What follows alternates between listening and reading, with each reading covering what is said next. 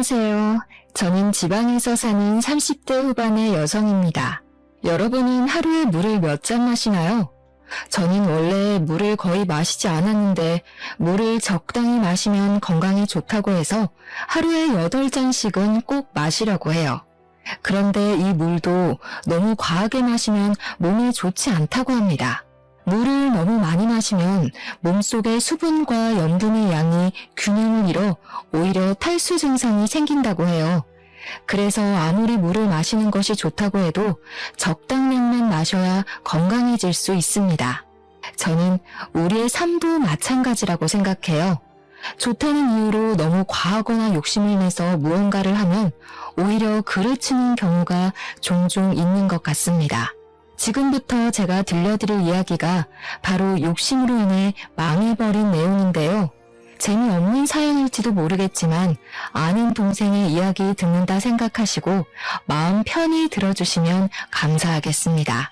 일단 우리 가족에 대한 소개부터 해보려고 해요.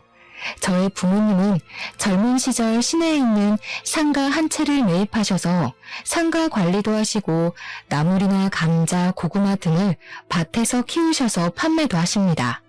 다시 말해 저의 부모님은 건물주이자 농부세요. 원래는 두 분이 밭일만 하시고 상가에는 관리인을 둬서 관리했으나 인건비가 너무 비싸기도 하고 청소도 제대로 되어 있지 않아 부모님이 직접 건물 청소 등을 하며 관리를 하시고 밭일도 하고 계십니다. 그리고 저는 부모님이 정성껏 농사를 지으신 나물이나 감자, 고구마, 고추 등을 받아서 회사들이 밀집한 지역에서 백반집을 운영하고 있어요. 사실 어릴 때부터 요리하는 것을 좋아했던 저는 수도권 4년제 대학교 식품영양학과에 입학했었으나 그곳에서는 요리보다는 음식에 대한 이론적인 것을 배우더라고요. 게다가 대학교 학비에 기숙사비, 생활비까지 하면 돈이 한두 푼이 드는 것이 아니었습니다. 이렇게 대학교에 다니는 것이 시간 낭비에 돈 낭비라고 느껴진 저는 오랜 고민 끝에 자퇴하고 부모님의 도움을 약간 받아 백반집을 차렸어요. 물론 지금은 부모님께서 지원해주신 모든 금액을 다 갚은 상태입니다. 백반집은 제 생각보다 정말 잘 되었어요. 집밥을 먹지 못하는 직장인들이 점심시간마다 줄지어왔고 그 덕에 점심때는 11시부터 항상 빈자리가 없었습니다. 게다가 저녁에도 점심만큼은 아니지만 손님들이 꽤 왔고 한 번씩 단체 회식 예약도 들어왔어요. 저는 제가 만든 음식을 먹으러 오신 손님들이 오셔서 실망하지 않도록 맛있는 음식으로 대접했고 백반집을 운영하는 데 있어서 절대 욕심 부리지 않았습니다. 그런 저의 진심이 통해서인지 백반집은 날이 가면 갈수록 더 사람들이 많이 왔고 백반집 연지 2년 만에 순이익이 어지간한 기업 연봉까지 나왔어요. 온종일 요리하는 것이 힘들기는 했지만 그래도 재밌었습니다. 그렇게 한 곳에서 15년 가까이 일했고 어느덧 저는 제대로 된 연애도 못 해보고 나이는 점점 들어 30대 후반이 되었어요. 오랫동안 장사를 하다 보니 단골 손님들도 많이 생기고 제법 친해진 사람들도 생겼는데 그 중에 친절하고 착해 보이는 분이 한 분 계셨습니다. 그분은 회사 사람들과 몇 년째 식당에 오셨는데 일주일에 서너 번은 계속 마주치다 보니 친해지게 되었고 어쩌다가 그분의 이름과 연락처도 알게 되었는데 이름이 임준석이었어요. 준석 씨는 한 회사에 6년째 다니고 있는 과장이었고 저처럼 일만 하느라 결혼도 못한 상태였습니다. 우리는 몇 번씩 대화를 나누다가 자연스레 호감이 생겼고 식당이 아닌 외부에서 약속을 정하고 만나기도 했어요. 저는 점점 준석 씨에게 이성적인 설렘이 느껴졌고 어찌어찌 하다 보니 연인이 되었습니다. 연인이 되고 나서 우리는 애견 카페에 종종 갔어요. 둘 다 강아지를 정말 좋아했으나 저도 그렇고 준석 씨도 그렇고 일하느라 바빠 강아지를 키울 자신은 없었습니다. 아무래도 강아지를 키우면 산책도 시켜주고 옆에서 같이 놀아주고 해야 하는데 저나 준석 씨나 거의 집에서는 잠만 자는 상황이라 집에 오랜 시간 혼자 있을 강아지가 안쓰러웠어요. 그래서 강아지를 키우지는 않고 대신 애견 카페에서 강아지들과 시간을 보내는 것을 좋아했습니다. 그 당시 제 나이는 37이었고 준석 씨는 41였어요. 둘 다 적은 나이는 아니었기에 짧은 연애를 하고 바로 결혼하고자 했습니다. 우리 부모님은 한 번도 데리고 오지 않았던 남자를 드디어 데리고 왔다면서 준석 씨를 아주 많이 반기셨어요. 이어서 준석 씨 집에 갔는데 준석 씨의 아버지는 10년 정도 전에 돌아가셨고 어머니만 계셨습니다. 준석 씨의 어머니는 아버지의 사망보험금과 아버지께서 일하시며 모아두신 돈과 연금 등으로 생활하시고 계셨고 따로 일하시지는 않고 계셨어요. 첫인사를 드리러 갔을 때 준석 씨의 어머니께서는 저를 좋아하시지도 그렇다고 싫어하시지도 않으셨습니다.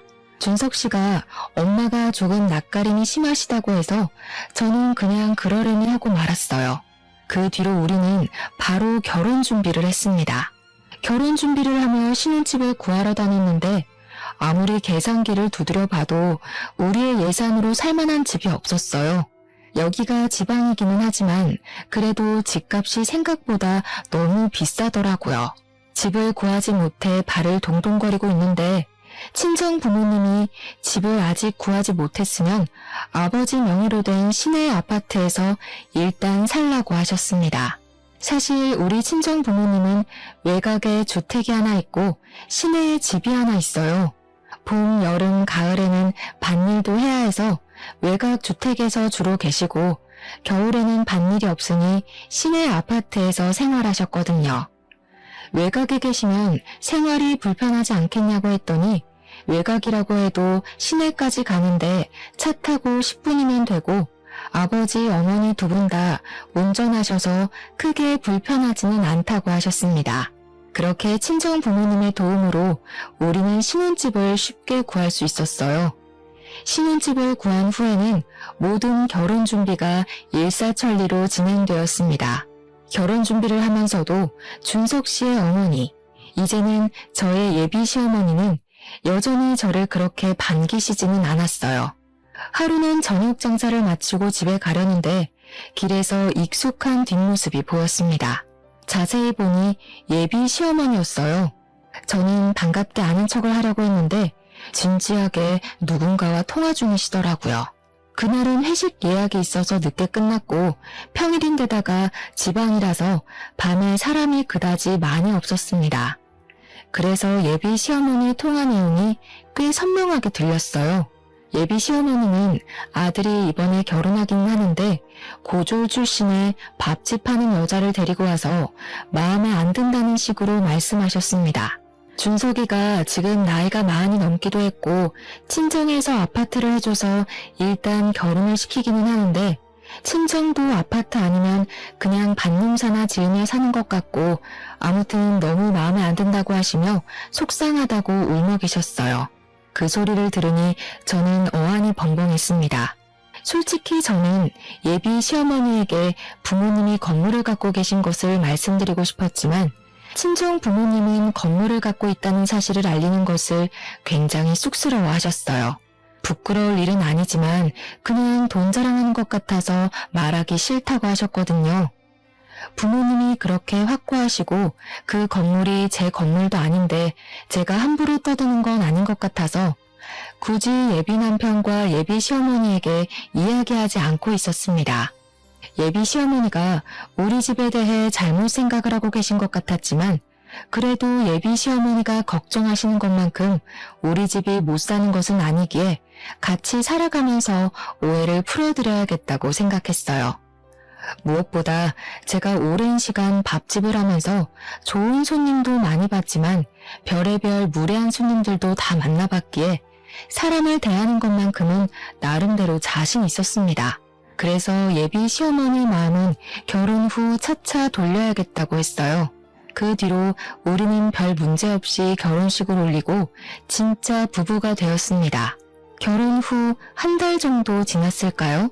남편이 다니던 회사가 1년 후에 다른 지역으로 옮긴다고 했습니다.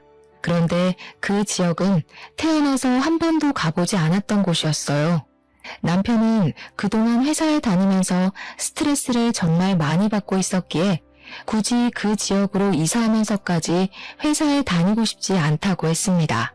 저도 잘 되던 백반집을 두고 남편 따라 다른 지역에서 새로 시작하기는 싫었어요. 그래서 남편은 회사를 관두게 되었습니다. 남편이 회사를 마지막으로 출근한 날, 저는 평소처럼 백반집에 나와 음식을 준비하느라 바쁜데 시어머니한테 전화가 왔어요. 음식 준비하느라 바쁘니? 우리 준석이 오늘이 마지막 출근 날이지? 준석이 그동안 그 회사 다니면서 마음고생 정말 많이 했다. 준석이가 이제 돈을 못 벌어도 그래도 가장은 가장이야. 너는 돈 벌고 준석이는 돈 못 번다고 너희 집 가장인 준석이 무시하면 안 된다. 알겠지? 아무리 그래도 준석이 밥도 잘 챙겨주고 해야 해. 이래서 결혼하는 사람이 잘 들어와야 하는데 아무튼 바빠 보이니 전화 끊으마. 시어머니는 제가 혹시라도 남편이 돈을 벌지 못해 구박할까봐 걱정돼서 전화하셨습니다. 저는 시어머니의 전화가 그다지 좋지 않았지만 그 당시 음식 준비하느라 바빠서 대충 대답하고 끊었어요. 그 뒤로 남편은 다른 회사를 바로 구할 수 있을 것으로 생각했지만 아무래도 지역이 소도시여서 그런지 생각보다 괜찮은 일자리가 나오지 않았습니다. 더는 좋은 회사를 들어갈 수 없겠다고 생각한 남편은 오랜 고민 끝에 호프집을 한번 열어보고 싶다고 했어요. 그래서 남편이 받은 퇴직금과 그동안 모았던 돈들을 탈탈 털어 호프집을 차렸습니다. 그런데 생각지도 못한 문제가 생겼어요. 코로나가 전국적으로 확산하여 확산 방지 차원으로 나라에서 심야 영업시간을 제한해버렸습니다. 호프집은 어찌 보면 밤 9시부터 시작인데 9시부터 문을 닫으라고 하니 호프집이 운영될 턱이 있나요?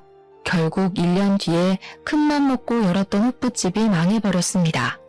호프집이 문을 닫고 남편은 다시 백수가 되었고 저는 여전히 백반집을 운영하고 있었어요.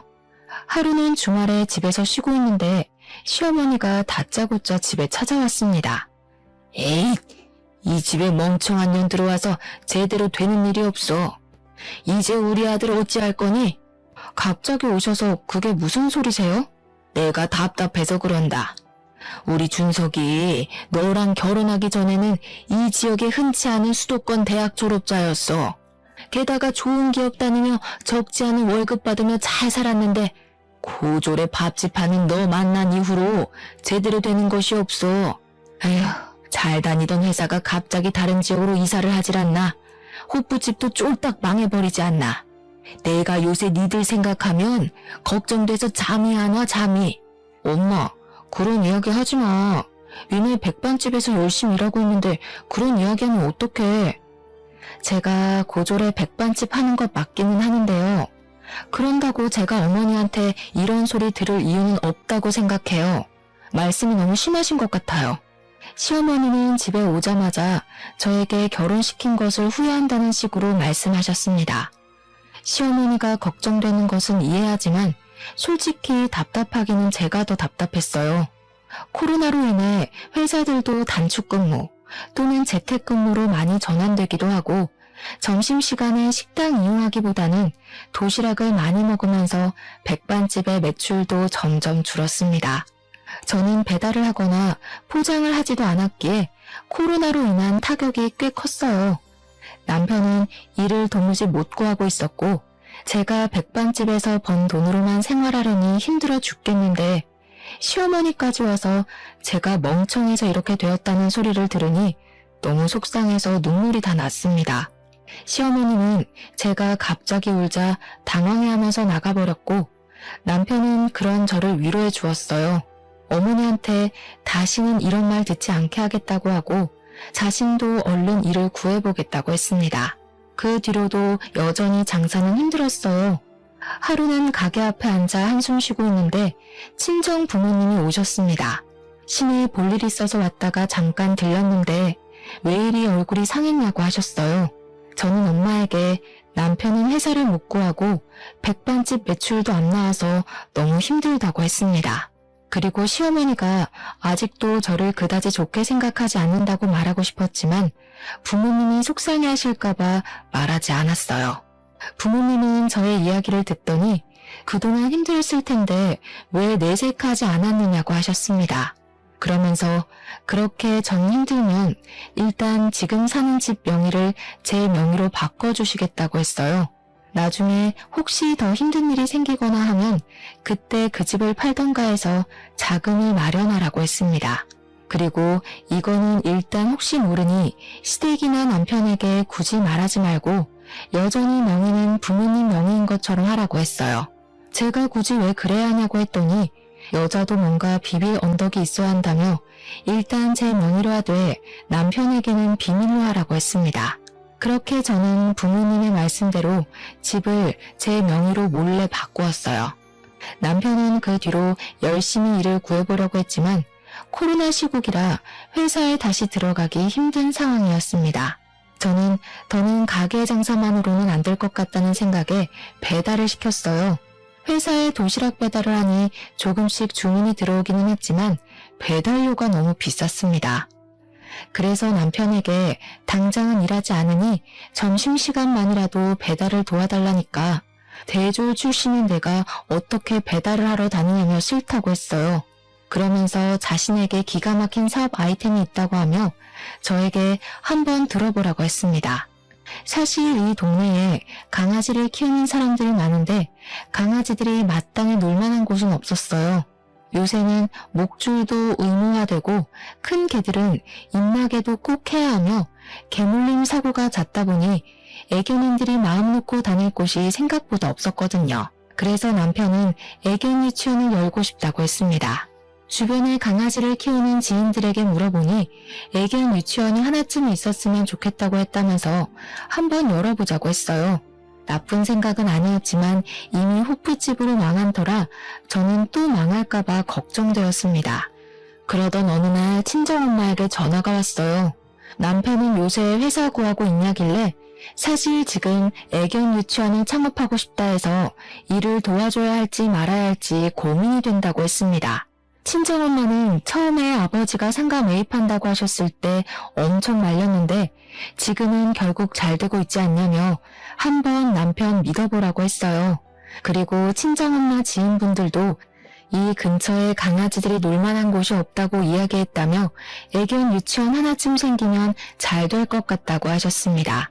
그리고 다음날 친정아빠가 남편과 저에게 전화해서 잠깐 친정으로 오라고 했어요. 친정아빠는 남편에게 애견 유치원 차릴 생각이 있다고 하던데 어떤 식으로 할 건지 한번 이야기해 보라고 하셨습니다. 친정아빠가 사실 지금은 사업을 안 하시지만 젊을 때는 사업을 크게 하셔서 안목이 꽤 좋으시거든요. 건강상의 문제로 회사를 친척에게 넘기고 지방으로 내려오기는 했지만 그때 사업으로 번 돈으로 이곳에 주택과 아파트 그리고 상가를 사신 것입니다. 친정아빠는 남편의 사업 계획을 들어보시고는 가능성이 있다고 생각하셨는지 돈을 빌려줄 테니 한번 해보라고 하셨어요. 그러면서 유동인구가 많은 상가의 건물주가 아빠와 호영호재하는 분이라면서 상가 한 곳을 소개해 주셨습니다. 그곳은 사람들이 많이 다니는 곳이라 원래는 정말 비싼 곳이었지만 친정아빠의 도움으로 저렴하게 상가를 얻을 수 있었고 애견 유치원처럼 창업하는 데 드는 비용 일부도 차용증을 쓰고 아빠에게 돈을 빌렸어요. 반면 시댁에서는 애견 유치원 창업한다고 말씀드리니 지원해줄 수 있는 돈이 없으니 알아서 잘해보라고만 하셨습니다. 남편은 친정의 적극적인 도움으로 애견 유치원을 열었어요. 평일에는 애견 유치원을 운영했고 주말이나 공휴일에는 낮에만 애견 카페를 운영했습니다. 저는 평일에는 백반집을 운영했고 주말에는 애견 카페로 출근해서 남편의 일을 도왔는데 생각보다 손님이 꽤 많았어요. 다행히 백반집도 서서히 식당에 손님들이 다시 찾아왔고 배달을 시작하면서 다시 예전만큼의 매출이 나왔습니다. 그렇게 백반집, 애견 유치원 모두 안정이 되어가던 어느 날씨 좋은 날 주말이었어요. 남편은 카페 운영하는데 필요한 소모품이 없어서 살아나갔고 저 혼자 애견 카페에서 일하는데 시어머니가 오셨습니다. 너는 어떻게 카페를 열었는데 시애미한테 한 번이 오라는 소리를 안 하니? 역시 밥집 하는 무식한 것이라 그런지 생각도 없고 예의범절도 없고 그동안 바빠서 연락 못 드렸어요. 평일에는 제가 운영하는 백반집 일하고 주말에는 보시다시피 요새 손님이 많이 와서 정신없네요. 난 솔직히 네가 있어서 여기도 호프집처럼 망하면 어쩌나 걱정했는데 그나마 여기는 좀 잘 되나 보다. 하긴 우리 준석이가 좀 똑똑하긴 하지. 준석이가 너같이 고졸에 밥집이나 겨우 하는 멍청한 애를 마누라로 들이지만 않았어도 더 크게 성장했을 텐데 말이야. 시어머니는 여전히 제가 고졸에 밥집 하는 멍청한 애라고 하며 저에게 싫은 소리를 하셨습니다. 그때 남편이 카페 물건을 사서 돌아왔고 남편 역시 시어머니가 저에게 뭐라고 하는 것을 다 들었어요. 엄마 왔어? 엄마, 우리 미네 좀 예뻐해줘. 미네가 없었으면 이 주말에 나 혼자 이 일 다 했어야 했다고. 미네 도움으로 내가 이만큼이나 성공한 거야. 미네 도움은 무슨. 여기 차리는데 제가 도움될 게 뭐가 있다고. 아니, 백반 고작 6,000원, 7,000원짜리 팔아서 뭐 입에 풀칠이나 하겠니? 다 우리 아들이 똑똑하고 사업수완이 좋아서 이렇게 한 거지. 안 그래? 말씀이 좀 심하시네요. 사실 어머니, 이 애견 유치원이요. 엄마 덥지? 저기 앉아 계셔. 내가 얼른 맛있는 음료수 하나 대령하겠습니다. 제가 이곳 친정아빠의 도움으로 열었다고 이야기하려 했는데 남편이 시어머니를 카페 창가 쪽으로 데리고 갔습니다. 가만히 생각해보니 남편이 시어머니에게 친정아빠의 도움을 받았다는 것을 말하지 않은 듯 했어요. 사실 저는 시어머니가 저를 좋게 봐주지 않아서 시어머니와 직접 연락하는 것을 최대한 피했었기에 시어머니에게 애견 유치원을 어떻게 열 수 있게 되었는지 말할 기회가 없었습니다. 당연히 남편은 시어머니에게 말했을 것으로 생각했는데 그게 아니었어요. 그날 시어머니가 가시고 퇴근 후 집에서 남편에게 시어머니한테 친정에 도움받은 것을 말하지 않았냐고 물었습니다. 사실 우리 엄마 나 백수된 뒤로 정말 많이 걱정하셨어. 여보는 엄마랑 거의 통화하지 않아서 잘 모르겠지만 그동안 정말 마음고생 심하게 하셨거든.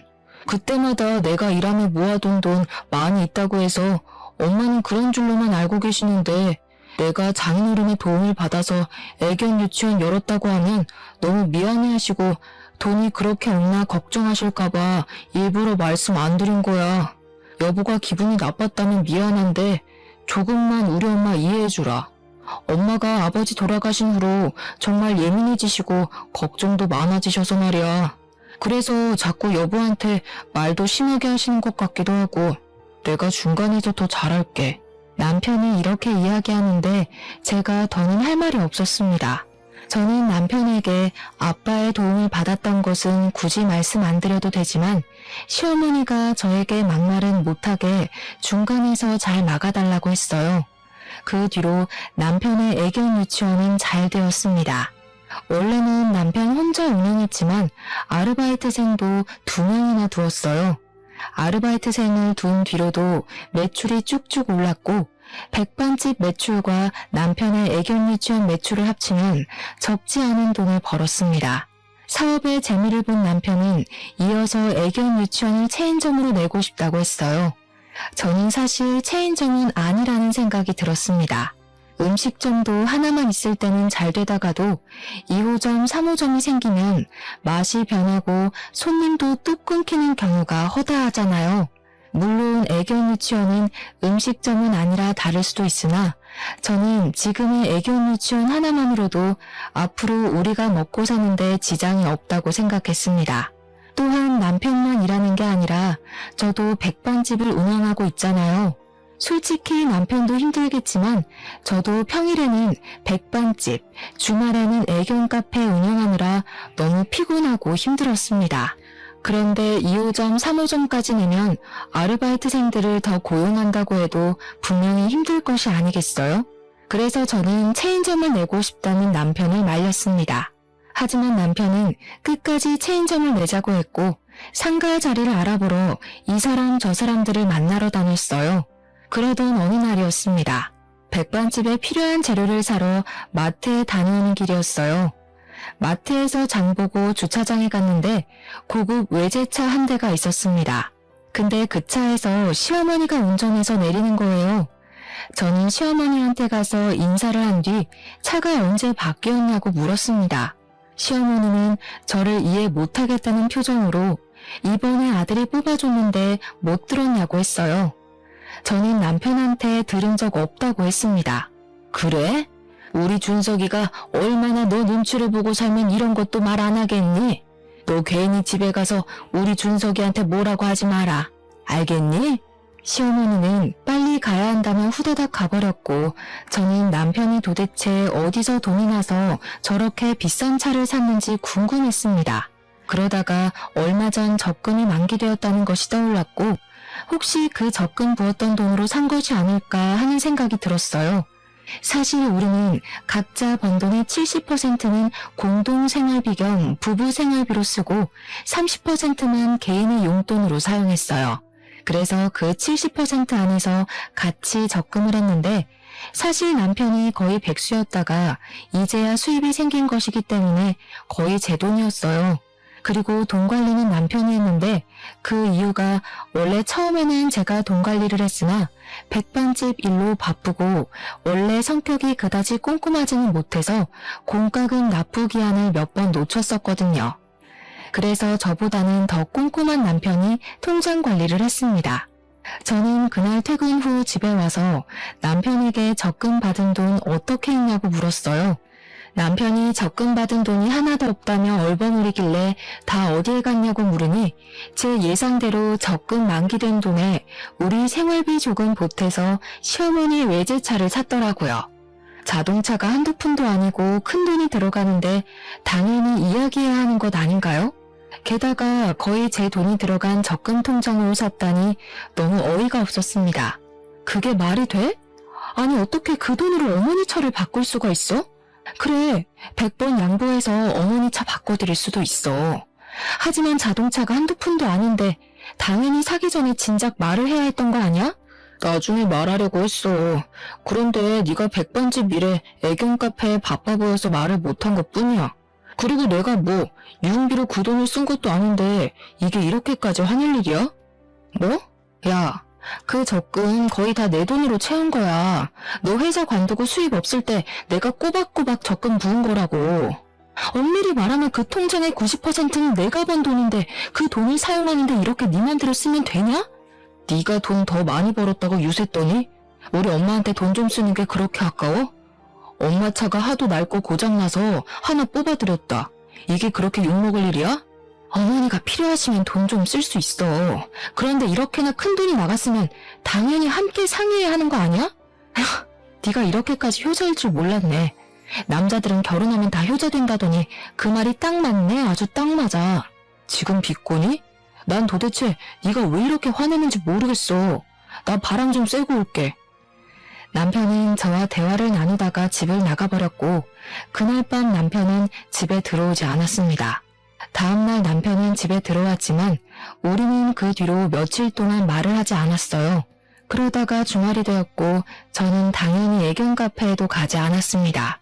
그리고 일요일 저녁, 대충 저녁을 먹고 자려는데 남편이 할 말 있다고 하며 저를 불렀어요. 무슨 말 하려나 싶어 앉아보니 자기가 생각이 짧았다고 미안하다고 했습니다. 솔직히 장인어른 장모님은 두 분이 살고 계시지만 자기 엄마는 혼자 계셔서 더 안타까웠다고 하며 그런 마음 때문에 이런 일을 저질렀다고 했어요. 그러면서 다음에 혹시라도 또 이런 일 생기면 꼭 말하겠다고 했습니다. 저는 남편에게 알겠다고 하며 다시 또 이렇게 비싼 것을 살 일이 있으면 먼저 말을 해달라고 했어요. 그 뒤로 우리는 다시 평소처럼 잘 지내기는 했으나 솔직히 내 마음은 예전처럼 편하지만은 않았습니다. 남편에 대한 신뢰를 잃었고 솔직히 남편이 통장 관리를 하고 애견 유치원의 실제 매출액을 모르기에 정말 70%를 공동생활비로 내는 것인지 아니면 일부만 내는 것인지에 대해 확인할 길이 없었어요. 그렇게 시간이 흘러 시어머니의 환갑이 왔습니다. 일반 생신도 아닌 환갑이었고 좋든 싫든 저는 그분의 며느리이니 우리 집에서 생신상을 직접 차리기로 했어요. 다행히 시어머니는 아주 저의 생신상을 만족해 하셨습니다. 시어머니는 음식을 다 드신 후 아주 조심스럽게 갖고 싶은 것이 있다고 하셨어요. 얘들아, 요새 온몸이 쑤시는 것이 너무 힘들단다. 저번에 친구 집에 가서 안마의자를 했는데 정말 너무 시원하고 좋던데 혹시 안마의자 하나 사줄 수 있겠니? 너희 둘 다 요새 잘 벌잖아. 남들은 같이 해외여행 가고 한다던데 나는 너희들 바쁘니 그건 바라지도 않는다. 다만 안마의자 하나만 사줘. 시어머니는 우리에게 환갑 선물로 안마의자를 사달라고 하셨습니다. 솔직히 우리 부모님은 저에게 생신 때조차 뭐가 필요하다는 말씀을 하신 적이 없으셨는데 시어머니는 안마의자를 사달라고 하시는 이 상황이 조금 이해가 가지는 않았어요. 그래도 우리가 여건이 되기는 하고 다른 날도 아니고 환갑이니 좋은 마음으로 안마의자를 사드리기로 했습니다. 그리고 몇 개월이 지났어요. 백반집에서 저녁 장사 준비로 정신없이 식재료를 손질하고 있는데 남편이 식당으로 찾아왔습니다. 남편은 저에게 아르바이트생들 월급을 줘야 하는데 돈이 없다며 조금 도와달라고 했어요. 저는 분명 애견 유치원에서도 나오는 매출이 있는데 지금 무슨 소리냐고 물었습니다. 2호점, 3호점 낸다고 사람들 만나서 접대비 내고 했더니 지금 마이너스야. 지금 당장 아르바이트생들 월급도 주고 상가 관리비도 내야 하고 돈 나갈 것이 너무 많은데 이를 어쩌지? 그동안 모아둔 돈 있으면 한 번만 좀 도와주면 안 될까? 뭐? 아니 아무리 그래도 월급이나 관리비는 빼놓고 돈을 썼어야지. 그런데 그게 얼마나 된다고 마이너스까지 돼? 이따 밤에 확인 좀 해봐야겠어. 확인하고 나서 돈을 빌려주든 말든 할게.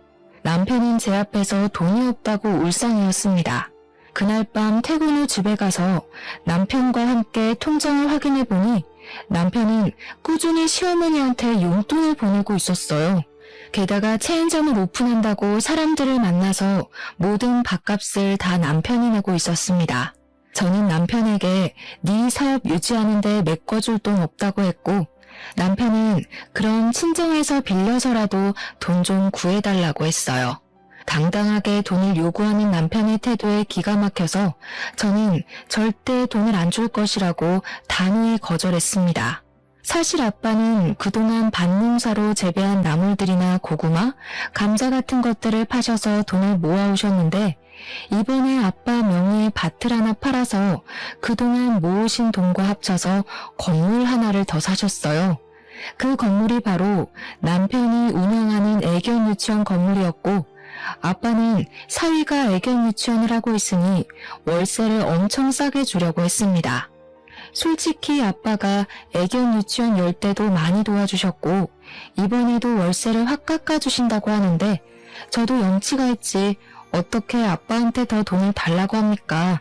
당연히 못하겠다고 했어요.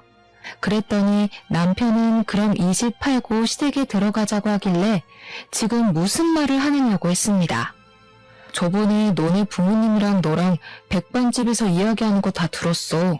애견 유치원 열기 전에 이 집 네 명의로 바꿔주셨잖아. 아니야?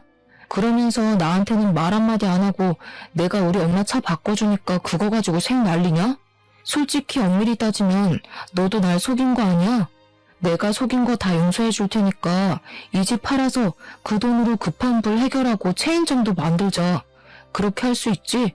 그게 말이 된다고 생각해? 솔직히 이 집 부모님이 열심히 일해서 모은 돈으로 마련하신 집이야. 그런 집을 어떻게 그렇게 넙죽 받아 처먹을 생각을 해. 사람이 양심이 있어야지. 남편과 저는 그날 대판 싸우고 그 뒤로 우리는 서로의 의견을 굽히지 않아 숨막히는 냉전 상태가 되었습니다. 그렇게 일주일 정도가 지났어요. 그날은 우리 엄마 생신이었고 다음 날이 시아버지 제삿날이었습니다. 저는 엄마 생신상을 우리 집에서 차리고 다음날 시아버지 제사를 준비하기로 했어요. 남편도 엄마 생신이니 오라니까 일하느라 바쁘다고 안 온다고 했습니다. 저 역시 남편에게 아직 화가 풀리지 않아서 혼자 부모님을 집에 모시고 생신상을 차리고 있었어요.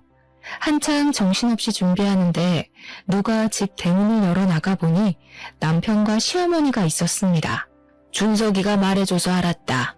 결혼하면 친정은 이제 남이지 무슨 집에서 생신상을 차려? 그리고 남자가 사업을 한다는데 여윳돈이 있으면 좀 보태줘야지. 돈도 안 보태주면서 어디서 감히 집에서 친정 생일상을 차려? 시어머니는 집에 신발도 벗지 않고 들어오더니 제가 정성껏 준비한 엄마의 생신상을 그대로 뒤집어 엎었습니다. 그 모습을 본 부모님과 저는 정말 화가 났어요. 사돈, 지금 이게 뭐하는 짓입니까? 어떻게 상을 이렇게 엎어요? 바깥 사돈, 잘 오셨네요. 안 그래도 물어볼 것 있었는데 요새 돈이 궁하세요? 왜 건물에서 청소하고 다녀요? 아니 글쎄 어제 내가 친구들이랑 밥 먹으러 갔는데 사돈 남자 화장실 청소하고 나오시더라고요. 그나마 사돈이 날 못 봐서 망정이었지. 만약에 날 아는 척이라도 했으면 어쩔 뻔했어? 대원참 쪽팔려서. 건물 청소부인 친정 뭐가 잘났다고 생일상까지 거나하게 차려 돈 아깝게. 아빠가 예전에 산 건물에 꽤 괜찮은 음식점이 하나 있는데 시어머니가 그 음식점에서 밥을 먹고 나오는 길에 화장실 청소하고 나오시는 아빠를 보셨나 봐요. 시어머니는 건물 청소하는 아빠의 모습이 부끄러웠다고 하며 대놓고 면박을 주었습니다. 네, 제가 그 건물 청소합니다. 그런데 제가 왜 그 건물 청소하고 다니는지 아세요? 뭐 보나마나 푼돈 몇 푼 좀 벌어보려는 거겠지 뭐. 어찌 보면 틀린 말은 아니네요. 인건비 좀 줄이려고 제가 직접 청소하고 다니는 거니까요. 인건비? 무슨 인건비? 당신이 그 건물 주인이라도 돼? 그 조물주 위에 있다는 건물주라도 되느냐고. 네, 그 건물 주인이 바로 접니다. 건물 관리 청소 용역까지 쓰려니 아무래도 돈이 한두 푼 드는 것이 아니라서 제가 직접 그 건물 관리하고 있었다고요. 그 건물에 상가 풀로 입점한 건 아시죠? 그리고 말이죠. 당신 아들이 운영하는 애견 유치원 그 건물도 이제 제 건물입니다. 거기 건물주가 바로 나라고요. 아빠는 그동안 돈 자랑하는 것 같다며 굳이 밝히지 않았던 건물주라는 사실을 밝혔습니다. 이 말에 시어머니는 깜짝 놀라고 그 옆에 있던 남편 역시 예상치도 못한 상황에 깜짝 놀라더니 이내 표정이 밝아졌어요. 장인어른이 새로운 건물주셨어요? 니네야, 장인어른이 건물주이시니까 우리 이제 월세 걱정할 필요 없겠다. 장인어른 감사합니다.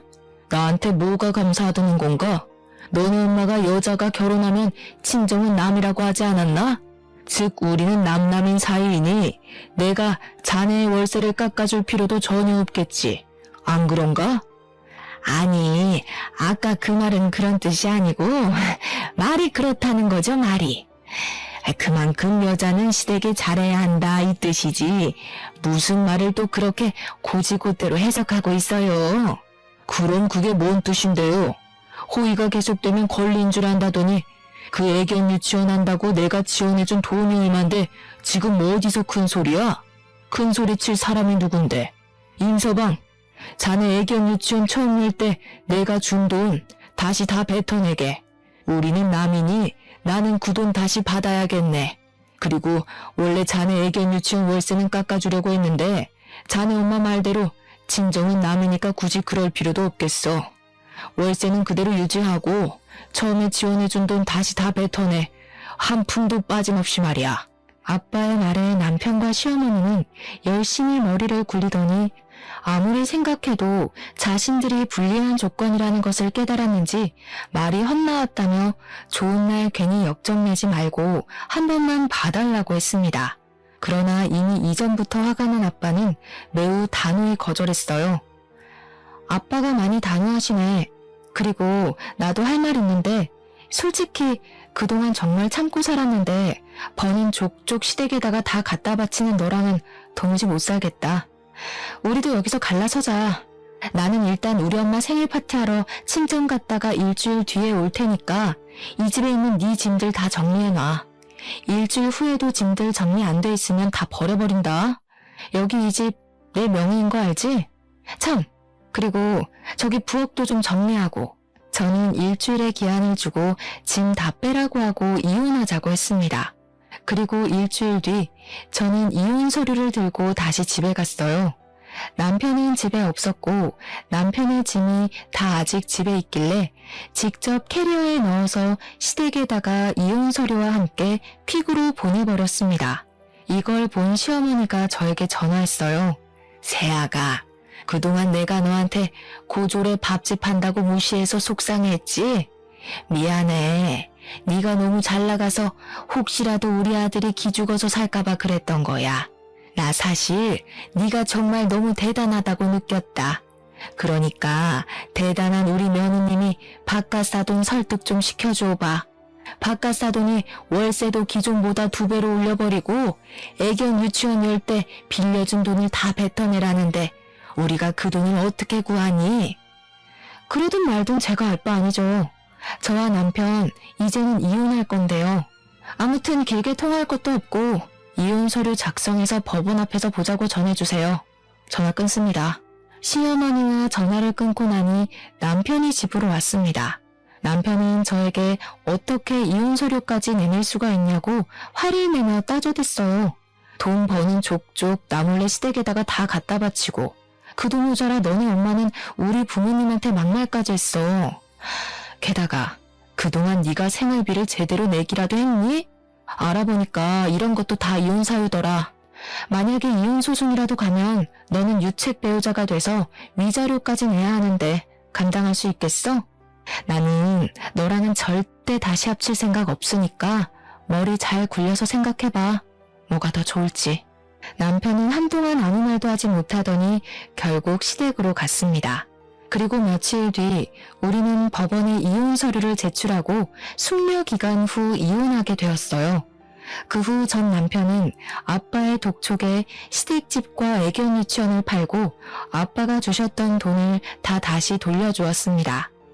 그리고 전 남편과 전 시어머니는 단칸방에서 일용직으로 일하며 먹고 산다고 해요. 이렇게 저는 늦은 나이에 겨우 결혼했지만 이혼하고 다시 혼자가 되었습니다. 이번에 이 일을 겪으면서 느낀 점이 하나 있는데 그것은 바로 사람의 욕심을 부리면 그 욕심으로 인해 화를 당한다는 점이에요. 생각해보면 사람의 욕심을 부려서 오히려 망한 경우를 꽤 많이 본 것 같은데 그래도 사람인지라 뭐 하나가 잘 되면 더 많은 것을 얻고 싶은 욕심이 생기는 것 같습니다. 하지만 저희 부모님은 그런 욕심을 부리시지 않으셨고 그 결과 지금까지도 적지 않은 재산을 가지고 계셔서 지금도 행복하게 사시는 것 같아요. 저 역시 이런 부모님을 본받아 앞으로 남은 삶을 살아가는 데 있어서 돈이든 명예든 그 무엇이든 간에 욕심 부리지 않고 정직하게 살려고 합니다. 오늘 이렇게 부족한 글솜씨로 사연을 쓰니 뭔가 속이 후련하기도 하고 더 열심히 살아야겠다는 생각이 드네요. 이제 장사 준비를 하러 갈 시간이 되었네요. 저의 긴 이야기 들어주셔서 감사합니다. 다들 즐거운 식사 시간 보내시고 오늘 하루도 행복하시길 바래요.